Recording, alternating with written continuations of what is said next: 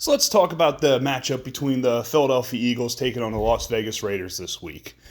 This is a game that you don't really know what you got in either one of these teams. You got the Las Vegas Raiders, who came out to a hot start, went and had basically a nuclear bombshell go off with the John Gruden situation. And after all that went down for them, they go out and they dominate their rival. So the Raiders, we'll see. Not too sure what we got in them. They had a hot start, had a few weeks of issues, had a bombshell go off, and then they win their next game. Go figure. That's the Raiders for you. And then with the Eagles, you have a team where, do we really know anything about the Philadelphia Eagles right now? I mean, they're 2-4. They don't look like they're good. They don't look like they're horrible. But what do we really know about this team? We really know nothing. This is a team that refuses to run the football.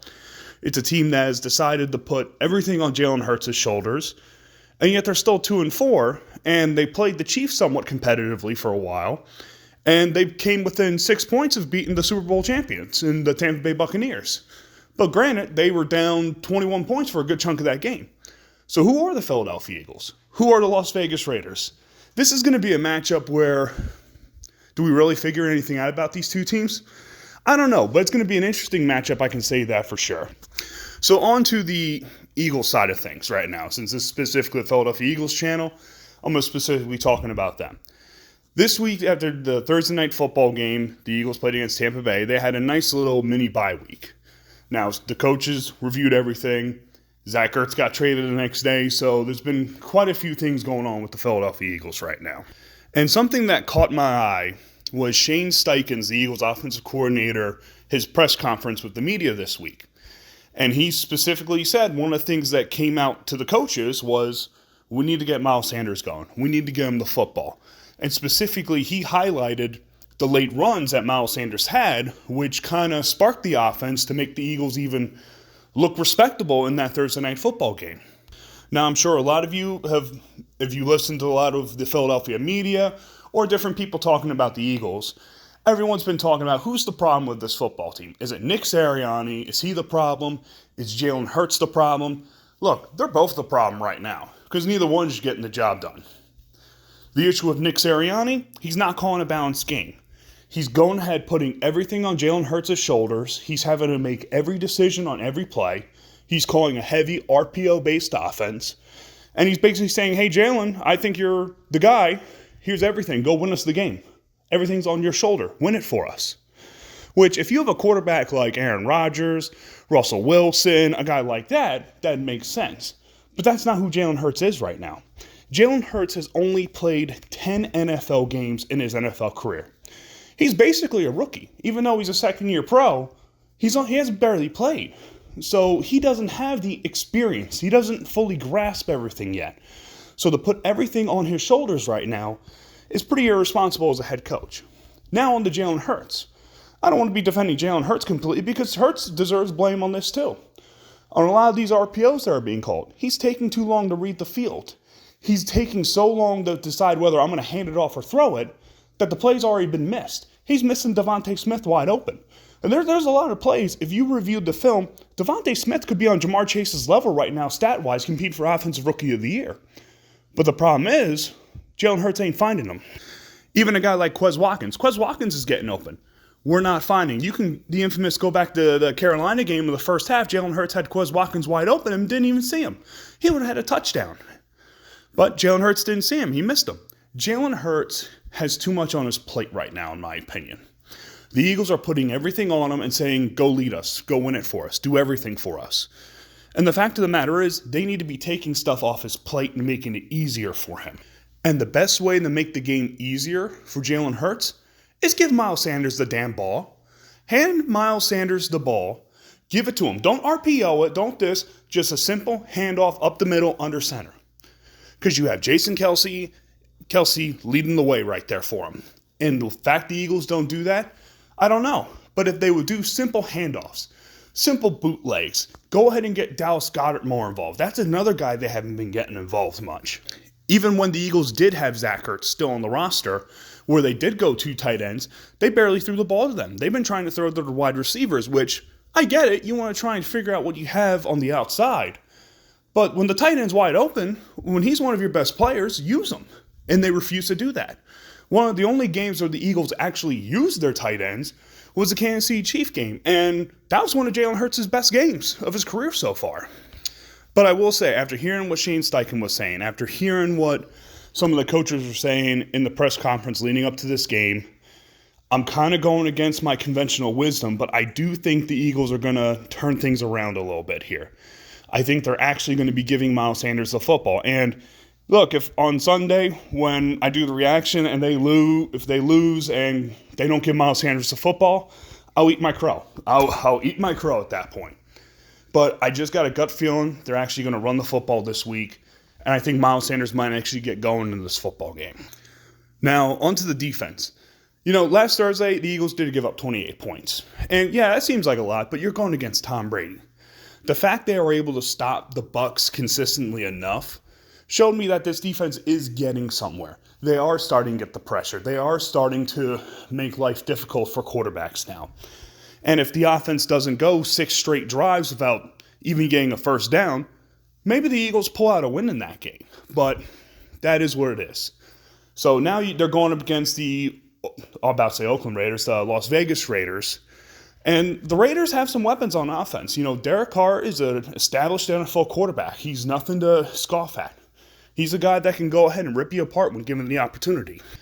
And now they've given him an elite outside weapon in Henry Ruggs, who last week he had a pretty damn good game against the Denver Broncos.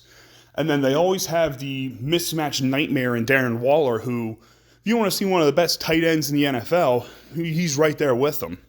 And then in the backfield, they got Josh Jacobs, who, if he gets going, if the Raiders establish a running game on the Eagles, it's going to be a long day for them. And the Eagles' defense isn't as good against the run as it's been in years past.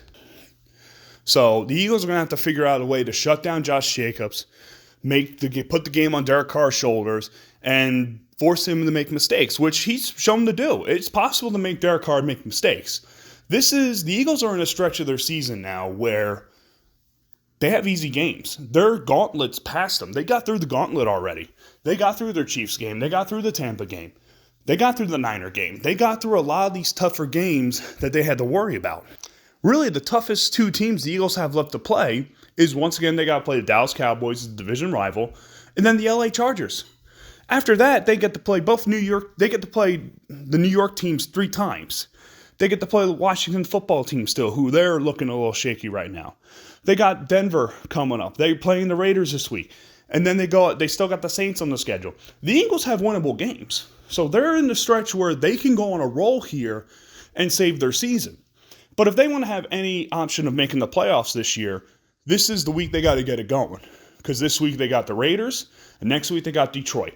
If you lose both those games, it's tank mode. It's time to go full-blown tank mode, fire sale. Because if you can't beat the Detroit Lions, you don't have any business worrying about the playoffs. You just stink. You should just go straight tank mode. And if that's the case, hey, we all knew what this team was. So now if the Eagles want to win this game, here's the keys of what they're going to have to do. On offense, you have to establish the run. Get Miles Sanders going. Even if they throw in Kenneth Gainwell, maybe Kenneth Gainwell gets going. If they can get a consistent running game, that's going to take a lot of pressure off Jalen Hurts and make it a lot easier for this offense to flow. The next part is you got to get Jalen Hurts in a rhythm. When Jalen Hurts has gotten a few completions early, he's getting going, he starts rolling, that's when he's had his best games. Look at the Atlanta game. Look at the Kansas City game. Those are games Jalen Hurts got going early, and he looked very good throughout. And my third key of victory for the Philadelphia Eagles right now, it's going to be stop the Raider running game. If Josh Jacobs gets going for the Raiders, it's going to be a long day for the Eagles, and I don't see them winning it. If the Raiders establish the run, it's all but over for the Eagles. They have to put the game on Derek Carr and force him to beat them without making mistakes. If they can get him to make mistakes, if he beats them straight up, hey, so be it. But you got to stop the running game. So for my pick this week, I'm going against my normal conventional wisdom, which when I start seeing the team for multiple weeks, you kind of know who they are. And right now, if I was going my conventional reasoning, I wouldn't say the Eagles will be winning this football game. They throw too much, they're not balanced, they're not doing what they got to do. But I'm going to go against my conventional wisdom this week. Basically, the way the coaches were talking, it seems like they understand they have to run the football. So I will give them the benefit of the doubt. And like I said earlier, if I'm wrong, I'll eat my crow on Sunday. But I'm going to go ahead and say Eagles are going to beat the Raiders. They're going to go ahead and win in a game of 20-17. I don't think it's going to be a high-scoring game. I think defense is going to make some plays. I think the running game is going to be key for the Eagles. And I'll say they'll win the game because of Miles Sanders runs out the clock for them. So that's my pick for the Eagles-Raiders game. So now let's go ahead and get into my picks of the week. So for Thursday Night Football, you got the Broncos taking on the Browns. Cleveland has been absolutely devastated with injuries this week on the running back, and they had a very tough loss to the Cardinals with a quick turnaround at home. Denver's been faltering, though, so I'm going to say the Browns will get the ship right. They'll win this game and add another win to their record, and Denver's just going to continue their free fall. So next we have the last place Chiefs in the AFC West. Who would have thought that this year? Taking on the Tennessee Titans. Titans had a big win on Monday night to beating Buffalo. And the Chiefs, they were able to beat Washington, but they had some struggles there. I'm going to say the Titans pull the upset here. I'm going to say they're going to go ahead and run the football on the Chiefs. The Chiefs have shown no ability to play defense this year.